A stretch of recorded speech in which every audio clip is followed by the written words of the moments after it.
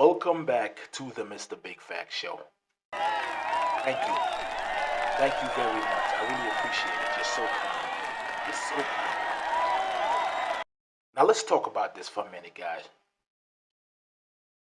Now I may have single-handedly figured out the reason why Tariq Nasheed is doing what he's doing. I may have single-handedly figured out what his motive is. Now let's talk about this. If y'all remember when he came out, he was heavily against the LGBT community, right?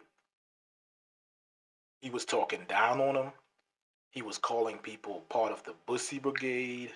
He was just disrespecting them and just having vitriol and dislike for the community, right? Like no other. Like no other. Now, have you seen that his rhetoric towards them has changed since he's linked up with Marcel Dixon? Yeah, it's changed.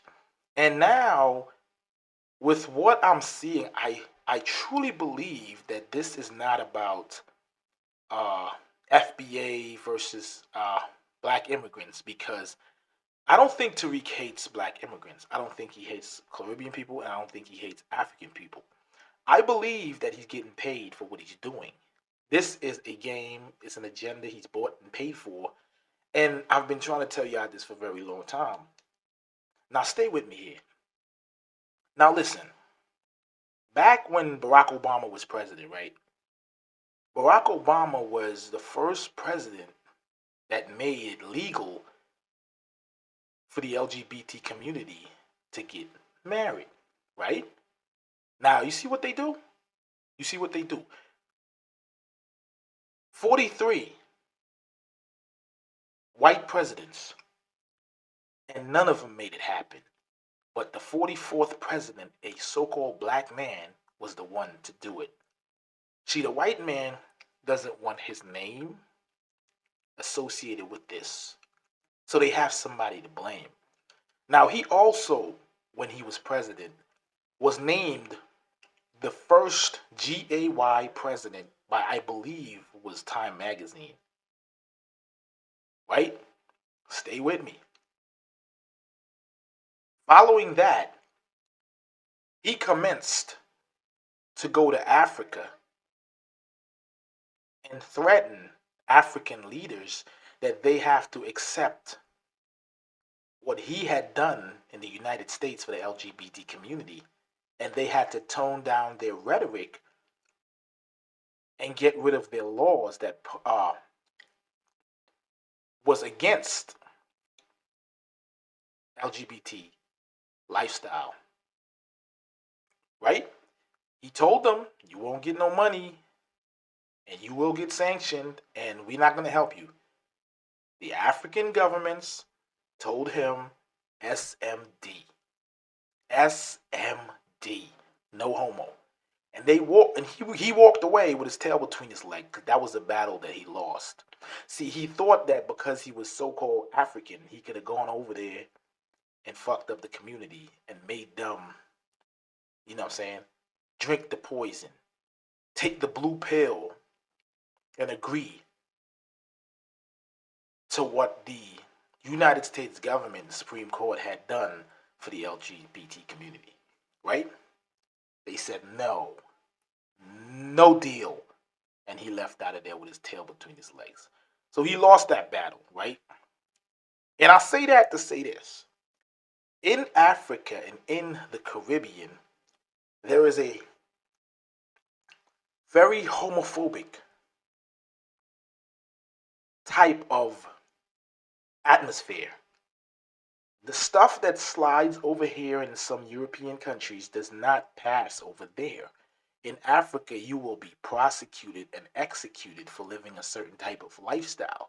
In Jamaica, you can lose your life in some of these Caribbean islands for living that type of lifestyle, being associated with LGBT communities. You can get seriously hurt, especially in somewhere like Africa. Now, go look up when you get a chance. Go look up being gay in Jamaica and see what happens. These people live underneath bridges. It's sad when you look at that. It's a whole fucking abomination. They're treated like garbage, and they're human beings. So I have empathy with them. I have empathy for them.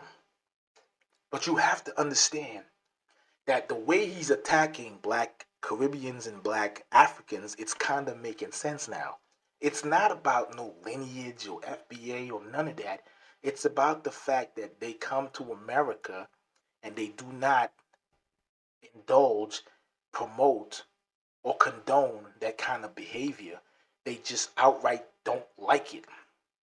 They're not for it, they're against it.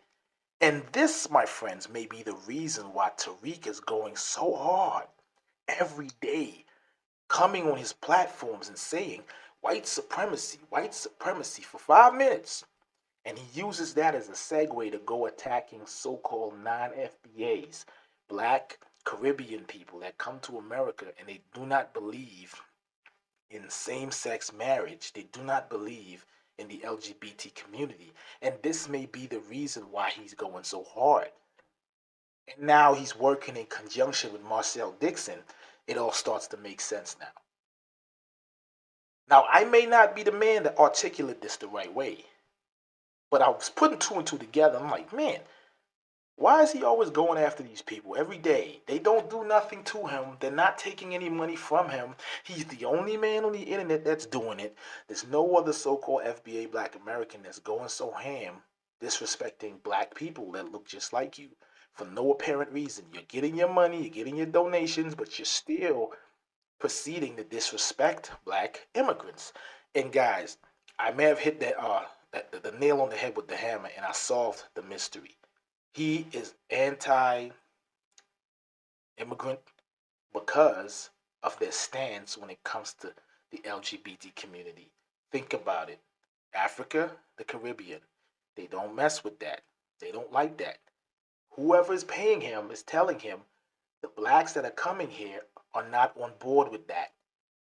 And there's so many, they can change the minds of the masses, the other blacks in America. But y'all have been programmed already to accept that, to take the mark of the beast. But a lot of immigrants have not been indoctrinated into the American psyche. So this is what I believe is going on. I'm gonna let y'all leave a comment. Let me know what y'all think. Peace out.